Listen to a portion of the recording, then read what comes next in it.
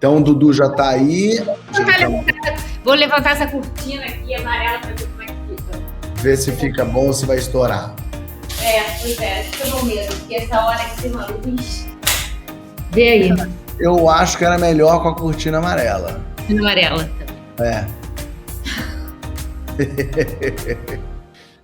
No livro aberto de hoje eu converso com Tatiana Levi, que escreveu o livro A Vista Chinesa. Olha aqui, ó, deixa eu botar aqui pertinho. Vista Chinesa. Eu sempre gosto de mostrar livro. Eu gosto tanto de livro, de pegar livro, que eu gosto de mostrar livro, abrir páginas dos livros. Tatiana, seja bem-vinda. Obrigado por você estar aqui. Obrigada a você, Fábio. É um prazer. Falando diretamente de Portugal, é isso? Exatamente, de Lisboa. Você é portuguesa? Eu não sabia desse detalhe. Fui te pesquisar, descobri que você é portuguesa. Eu nasci aqui, mas fui para o Brasil com 9 meses. Então, eu sou brasileira. Não me veio com lisboeta, me veio com brasileira, tá certo. Sou bem brasileira, mas nasci aqui. Muito bem. Tatiana, li seu livro. Eu tô arrasado, eu tô devastado. Eu tô quase falando para as pessoas, não leiam esse livro, porque vai acabar com a sua vida. Que livro bom, como ele é muito forte, ele é bem escrito, ele não cai em nenhum momento num melodrama. Eu queria perguntar tanta coisa para você sobre ele. O livro, inclusive, não falei da editora Todavia. Como é escrever um livro tão pesado assim? De uma história real, de pessoa próxima a você. Você levou quanto tempo vivendo esse drama? Olha, eu só escrevo se for uma coisa que seja, para mim, muito profunda e que... se for uma coisa muito banal, muito superficial, para mim não faz sentido escrever. Para eu parar para escrever, tem que ser alguma coisa que eu precise, para a qual eu precise dar um significado. Então, a dor, de forma geral, ela atravessa todos os meus livros, mas justamente para eu poder trazer vida para essa dor, entendeu?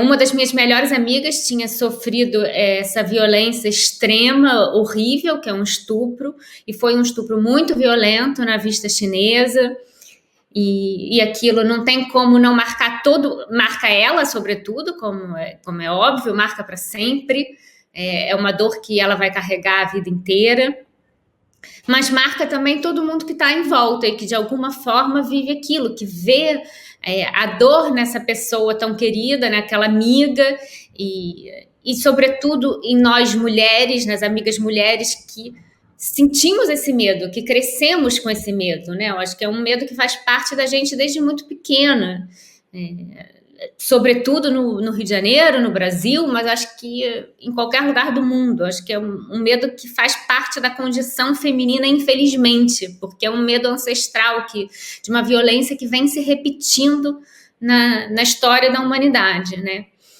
Então, eu quis chegar mais perto disso, quis entender um pouco essa dor e as consequências disso. Então, eu perguntei para a Joana se ela toparia, que é essa minha amiga, se ela toparia falar mais disso comigo, para eu poder escrever sobre isso. E ela disse que sim, isso já há uns anos depois do acontecimento, do estupro. E então eu colhi uma série de depoimentos. Então houve uma parte anterior à elaboração do livro, que foi uma parte quase jornalística, num certo sentido, que foram entrevistas mesmo, só que entrevistas numa intimidade muito grande, porque entrevistas de uma pessoa que eu conheço há muitos anos, com quem eu tenho muita intimidade, e uma intimidade muito ligada também a essa questão da pergunta, porque eu e Joana, a gente é muito parecida nisso. Eu sou uma pessoa que gosta muito de perguntar, eu me interesso muito pelas histórias dos outros, e a Joana é assim também. Então ela me entende nisso, ela não se sente invadida. E depois eu elaborei esse material todo literariamente, porque aí me interessava perguntar para mim mesma e tentar responder escrevendo como que a literatura poderia dar conta dessa experiência limite, né? Porque é uma experiência limite, que a gente costuma chamar de experiência indizível, inenarrável, e eu queria narrar uma experiência que é inenarrável. Então, como eu ia fazer isso, né?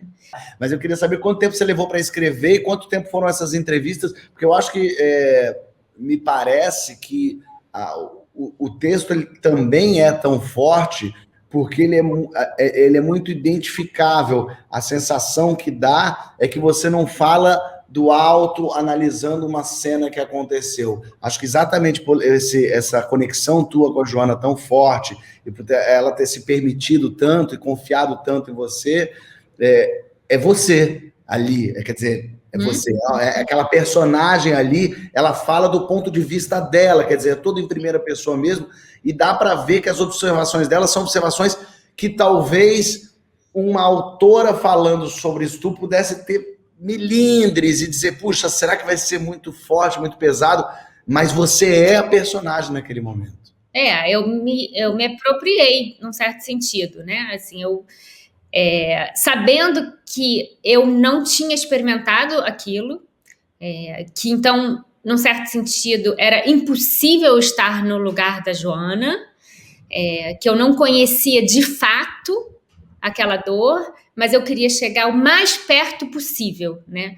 Então, era como se eu estivesse, mas esse percurso do como se eu estivesse, para ele parecer o mais verdadeiro possível, porque a literatura, ela só envolve o leitor de fato, ela só choca o leitor, ela só faz o leitor, sei lá, chorar ou sorrir, se ela tiver esse caráter de verdade, né? Assim, de você conseguir acreditar, verdade não no sentido do fato, verdade no sentido de você acreditar naquilo que você está lendo, né? Que aí não tem nada a ver se aquilo aconteceu ou não, mas tem a ver com isso que você está falando do distanciamento ou da proximidade. Então, eu precisava criar um texto que criasse muita empatia com o leitor, que o leitor se sentisse próximo daquele texto. E aí foi todo um trabalho, e isso leva um tempo. Agora, a questão do tempo, de quanto tempo um escritor demora para escrever um livro, é uma pergunta sempre muito difícil, porque nunca são 6 meses, 1 ano ou 2 anos. Eu acho que é sempre uma vida, ou é mais que uma vida, porque eu acho que começa antes da gente, num certo sentido, entendeu? Mas, na verdade, eu comecei a escrever muito antes, até porque quando o estupro aconteceu, que foi em 2014, alguns meses depois, eu tive a ideia de escrever o livro.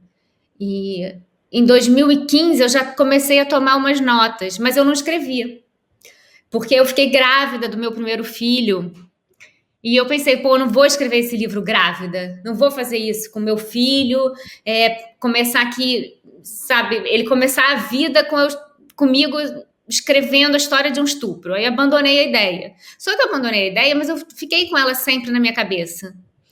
Você escrevendo em cima de uma história real, você dava o que você escrevia para ela ler, para ela dizer se era isso mesmo ou não. Ao mesmo tempo, o escritor quer fazer aquilo que lhe vem à cabeça, do seu jeito.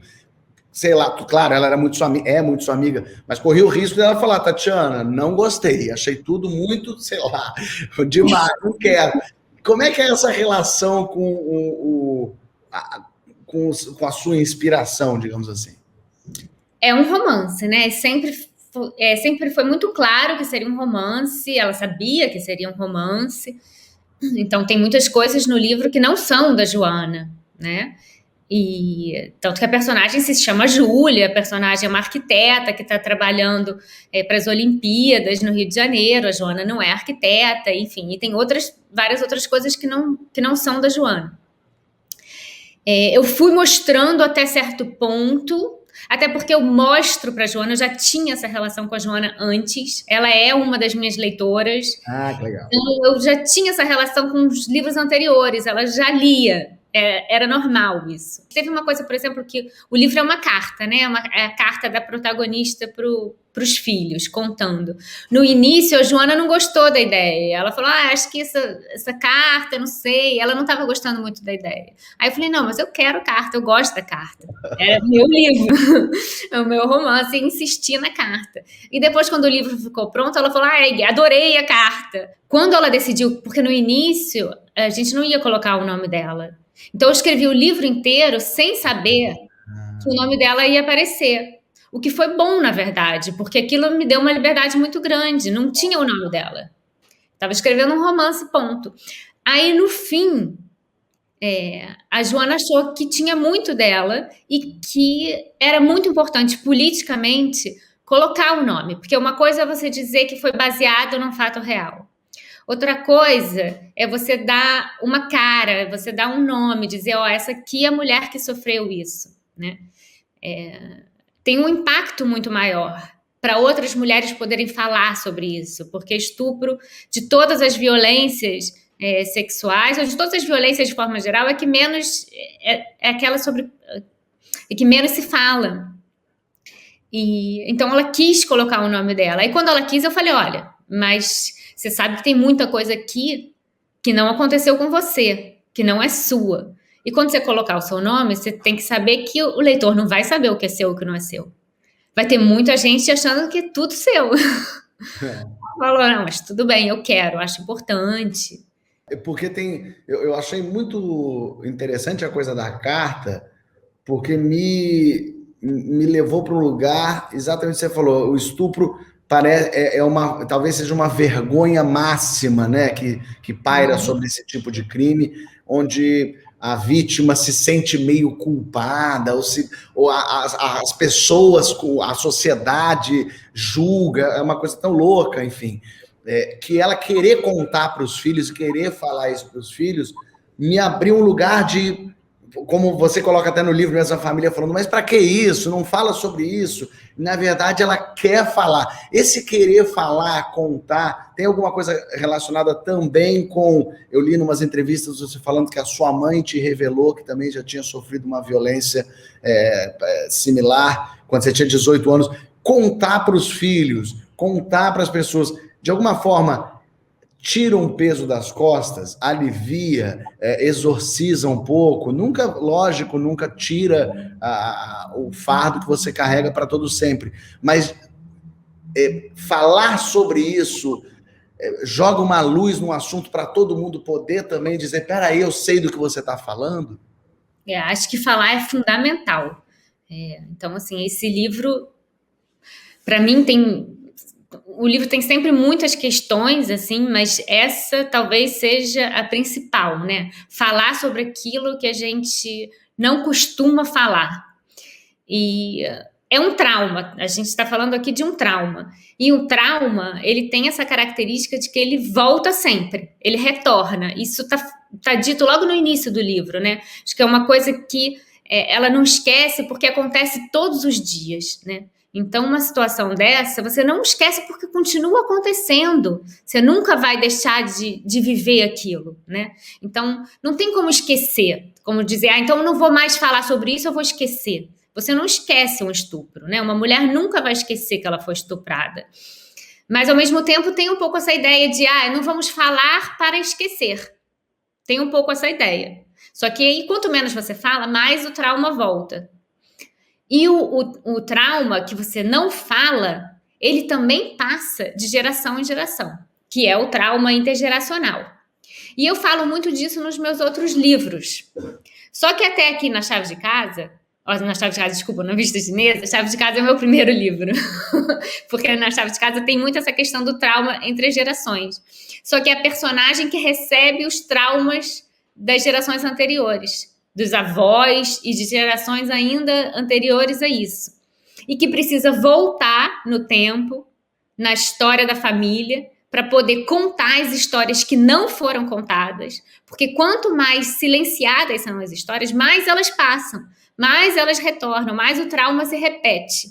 Então ela precisa fazer esse retorno, ela tem esse trabalho que os seus antepassados não tiveram, para ela poder viver o presente dela. Então, na verdade, essa carta da Júlia, da protagonista, é uma espécie de carta de amor para os filhos, porque aquilo aconteceu. Tem um momento no início que ela tenta ali não tomar os remédios que ela tem que tomar depois do estupro, o coquetel para AIDS e tal, que ela diz assim, se eu não tomar, talvez eu faça com que aquilo não tenha acontecido, né? Um pouco aquela nossa ideia de, tipo, não vou falar que aconteceu para ver se não aconteceu. Mas tem uma inevitabilidade, né? É irreversível. Aquilo aconteceu. Então, a partir desse fato, ela contar para os filhos, na verdade, ela vai tirar um peso não só dela, mas ela vai tirar também um peso dos filhos. E eu tive essa questão porque minha mãe, ela foi estuprada quando eu era criança, quando eu tinha 4 anos. E ela me contou quando eu tinha 18. E ela morreu quando eu tinha 20. E quando eu tinha 18, ela já sabia que ela ia morrer, porque ela tinha um câncer e tal. Caramba. E eu fiquei me perguntando muito ao longo da vida, ao longo dos anos, eu fiquei me perguntando isso. E se ela nunca tivesse me contado? Porque ela me contou naquele dia, a gente nunca mais falou sobre isso, né? E eu fiquei me perguntando, e se ela não tivesse me contado, o quanto disso eu já sabia? O quanto disso eu carregava já em mim? No meu corpo, nos meus medos? Porque assim, eu sempre tive muito medo de ser estuprada, mas aí também, que mulher não tem esse medo, né? Agora, o quanto disso não foi passado para mim? Porque eu também já existia, eu vivia aquilo de alguma forma. Eu tinha 4 anos, eu não tenho nenhuma memória real disso, mas alguma memória eu tenho, de alguma forma, né? Então, você colocar a palavra, na verdade, você nomear as coisas é um ato de generosidade também, é um ato de amor, você dá um significado, é como quando, na verdade, eu tenho um filho pequeno, às vezes a minha filha de 2 anos, sei lá, tá fazendo uma birra porque ela não entende alguma coisa. Se você vai lá e explica, uma coisa muito básica, simplesmente você nomeia aquilo que ela tá sentindo, ela se acalma na hora. Olha, que boa analogia. É a mesma coisa, entendeu? Você nomeia e a palavra, ela tem esse poder, né? Na verdade, de você... Incrível isso. E como é que está sendo a reação das pessoas lendo e vindo falar com você em cima disso que você está falando? Você deu voz, você ali materializa aquilo que está, esse trauma que está em tantas mulheres no mundo todo, enfim. Mas essas leitoras chegam para você de que forma, Tatiana?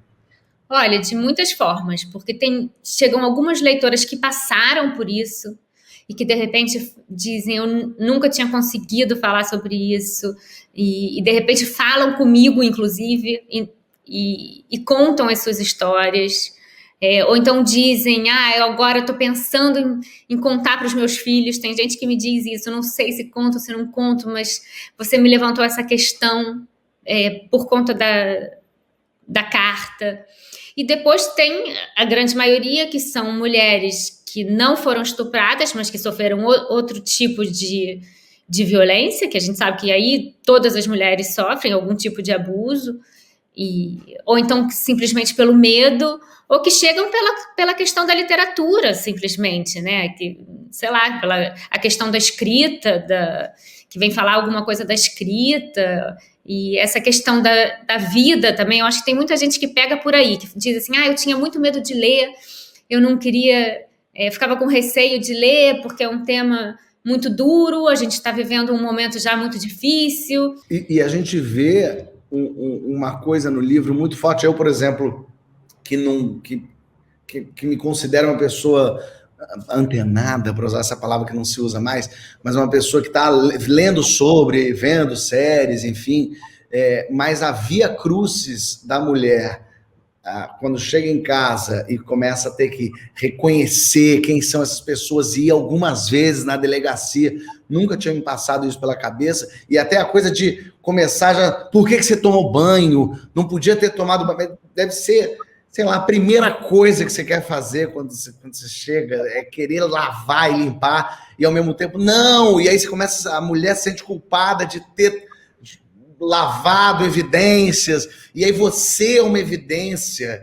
E eu fico imaginando, quando roubam o seu celular, que você fala, eu não vou nem na polícia, que vai dar uma dor de cabeça, já é... Agora, quando te estupram e você tem que ficar experienciando isso, over and over, né? Tipo, de novo, e indo lá nesse reconhecimento. É uma agonia que dá da personagem, que a gente sente muito vividamente no livro. Escancarar a abordagem policial também é um jeito da gente repensar como é feito tudo isso, né? Como é tudo muito mal feito, né? Não tem acolhimento nenhum, nenhum acolhimento para a mulher. Isso porque a gente está falando de uma mulher da Zona Sul carioca, de classe média, que foi muito bem atendida, né? Branca. Branca, porque a realidade mesmo, que na verdade o estupro sofrido pela Joana é a minoria dentro. Se você pegar a estatística do estupro, a maior parte não acontece por desconhecidos, não acontece assim na rua, essa coisa de acontecer na rua, na mata, né, que é o que a gente mais teme. Na verdade, não é. A maioria dos estupros não acontece assim. A maioria dos estupros acontece dentro de casa, ou por familiar, ou por amigos. Acontece com mulheres negras, que são ainda muito mais mal atendidas na delegacia, que não vão ter esse atendimento que ela teve, que aparece no livro, né? Que é um atendimento que a polícia vai na casa dela, né? Duro também pensar que tem pessoas inocentes que estão esperando um reconhecimento de uma vítima que já está em dor, que já está em trauma, e que tem que reconhecer, porque, enfim, tem que reconhecer, mas que é pressionado para o caso se resolver. E é muito interessante a pessoa que já está na dor ainda ter que pensar na dor do outro que está ali e que, em dado momento no livro, fala, olha, a pessoa vai passar o final de semana preso aqui porque você não vai vir reconhecer. Que loucura, né? Também essa outra família que está lá tinha uma mãe e uma filha esperando o cara ser reconhecido e claramente não era esse cara, né? Uhum. Não, muito duro. Acho que são muitas camadas de violência. E foi quando eu me dei conta disso que eu pensei, quero escrever o livro. Porque havia o estupro, mas havia também essas outras violências. Inclusive foi na exposição de uma fotógrafa americana chamada Taryn Simon, em que ela fotografou pessoas que tinham sido presas apenas por reconhecimento fotográfico das vítimas e tinham sido presas injustamente. E algumas dessas pessoas ficaram 10, 20, 30 anos na prisão, e algumas eram acusadas de estupro, justamente, e as vítimas diziam, a fotografia dele se parecia com o retrato falado, que parecia com a lembrança que eu tinha do homem, mas, no geral, eram homens pobres e negros. Aí, quando eu vi essa exposição, vi o retrato daquelas pessoas, não tem, assim, uma das coisas que mais me angustia na vida são pessoas que perdem a vida na cadeia porque prisão já acha uma coisa, assim, horrível. Agora, você ficar preso por uma coisa que você não cometeu. E aí, quando eu vi essa exposição, eu me lembrei de toda a angústia da Joana durante essa investigação, porque seria mais uma culpa, né? Sim, perfeito. Um crime que já são muitas culpas, porque culpas que você não tem. Exato. Assim, para que fique claro, então, assim, ela não tinha culpa de nada, mas assim que o crime acaba, as culpas começam a cair sobre você, né? A começar pela culpa de estar correndo na vista chinesa, de estar correndo ao ar livre, né? Então, por que você não está correndo na academia de ginástica? Então, já começa aí a culpa. Aí, enfim, a hora, a roupa, sei lá, qualquer coisa, você sabe que as pessoas vão começar a olhar para você e vão começar a pensar coisas que digam respeito à culpa. Aí depois ainda teria essa culpa, porque a polícia começa a pressionar você porque eles querem prender alguém. Aí se você prende alguém sem ter certeza, você vai ter mais uma culpa. É uma loucura. É dor em cima de dor, né? Eu queria que você falasse um pouquinho, assim, do que esse ato do estupro significa dentro dessa sociedade tão machista e do homem ver a mulher como objeto, como propriedade, enfim. Por que esses números não param de crescer, Tatiana? Se você tivesse que chutar, claro que não é uma opinião jornalística, digamos, mas assim, por que você sente que esse crime ainda é uma realidade tão brutal, tão escancarada no nosso país, digamos, vai? O estupro é o ápice do machismo, né? Acho que assim, que é o auge disso, né? O escancaramento absoluto é tipo não ter pudor, não ter medo, simplesmente achar que o homem é dono do corpo da mulher, pode tudo com aquele corpo, e a coisa de ter um prazer nessa submissão, né? Que eu acho que é uma coisa que eu coloquei ali no livro, aquela coisa de fazer com que ela diga coisas para ele, para humilhar ela ainda mais e ter prazer nessa humilhação. Mas isso começa nas pequenas coisas. É claro que isso, desde pequenininho, quando você começa a criar as crianças, por isso que, sei lá, aquele livrinho da Chimamanda, por exemplo, é tão importante, porque, na verdade, a gente tem que começar esse trabalho na base. Se a gente continua educando meninas, são sexo frágil, tem que brincar de bonequinha e de cozinhar, e os meninos têm a força e podem brincar de luta e de dominação. Depois, quando crescem já nessa sociedade machista, e tudo uma coisa é consequência da outra, na verdade, né? O homem já cresce com essa ideia de que a mulher é objeto dele, né? De que aquele... Então, a ideia de que o corpo é dele, na verdade. Ele tem aquele direito, então ele quer provar. Ele quer provar para aquela mulher, quer provar para ele, quer provar para aquela mulher, quer provar para a sociedade que aquele corpo é dele.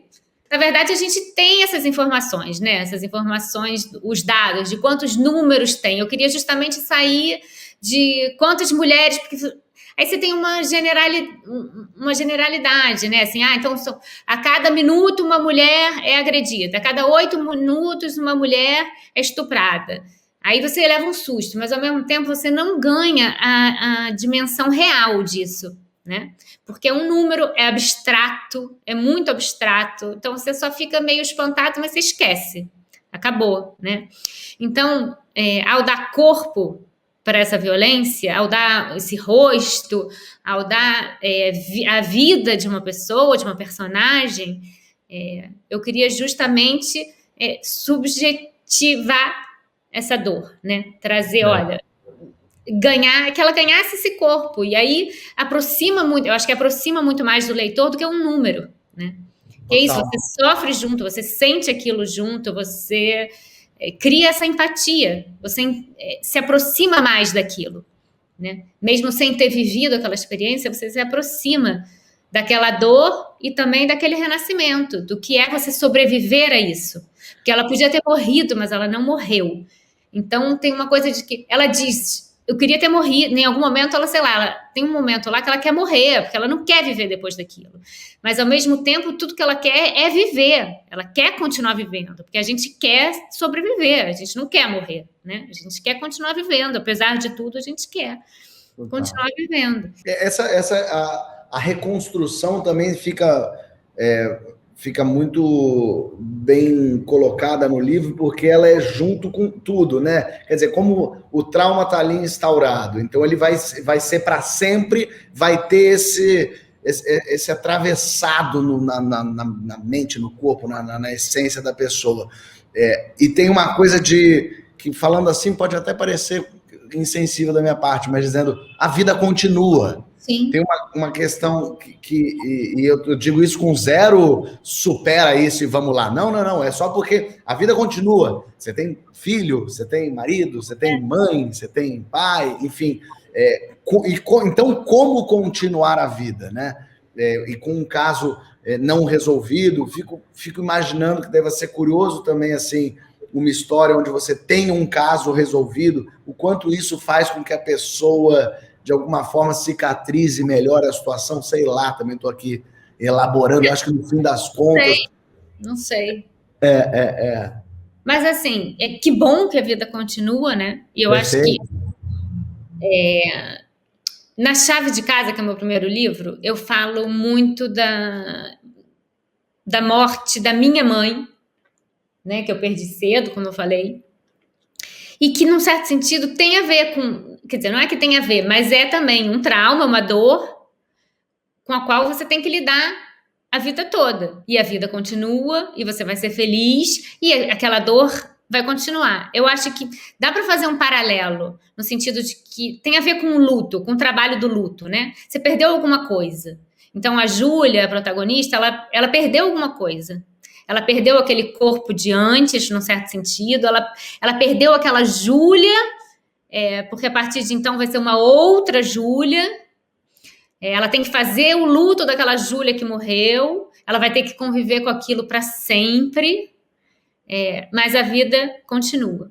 E aí, na chave de casa, tem uma frase, que é uma frase que eu gosto de ter escrito, que eu acho que poderia ser para a vista chinesa, que é assim: como é cruel, entre parênteses, e bonito que a vida continue depois de você. Que é isso? Tem um aspecto que é cruel que continue, porque agora ela vai ter que continuar, mas com aquela dor. Vai continuar, e continuar significa ter que pensar nisso todos os dias. Significa ter que elaborar aquilo.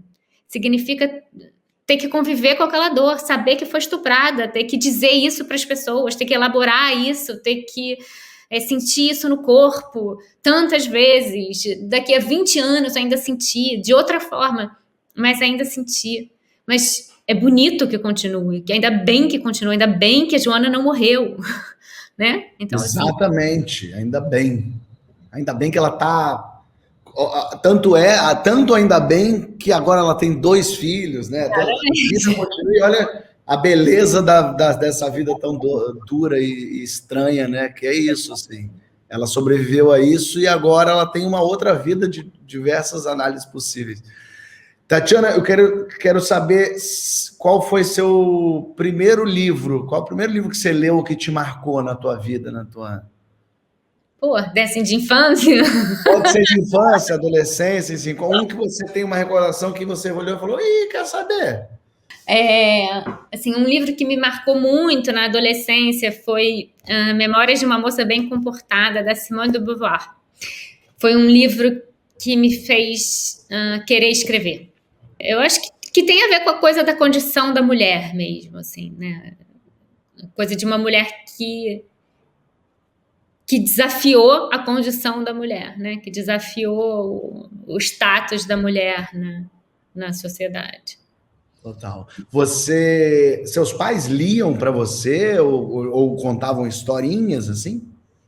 Sim, nesse aspecto eu fui muito privilegiada. Eu cresci já numa casa com uma biblioteca enorme. Meu pai era professor de filosofia, já aposentado, minha mãe jornalista, todo mundo com livros publicados. Então eu cresci com a literatura fazendo parte. Não foi nunca, não era uma obrigação, era uma coisa de prazer mesmo. Eu via os meus pais lendo. E não tem nada melhor do que isso para fazer você querer ler, né? Você vê alguém que está lendo e que está tendo prazer com aquilo, as crianças querem imitar os pais, né? Você está lendo alguma coisa agora que você está gostando muito, que você quer indicar para a gente? Acabei de ler ontem um livro que não é de ficção, mas que eu gostei muito, que se chama O Mundo Desdobrável, Ensaios para Depois do Fim, da Carola Saavedra, que é uma escritora de ficção contemporânea, e são pensamentos que tem ficção no meio também, são ideias e ficções e uma espécie de mistura, de uma coisa meio transgênero, assim. Para depois do fim do mundo, né? Porque o mundo está acabando, né? Então... Mas recomendo. Gostei. É uma espécie de conversa, assim, é um livro conversa. E por que é importante ler? Por que é importante ler? Para imaginar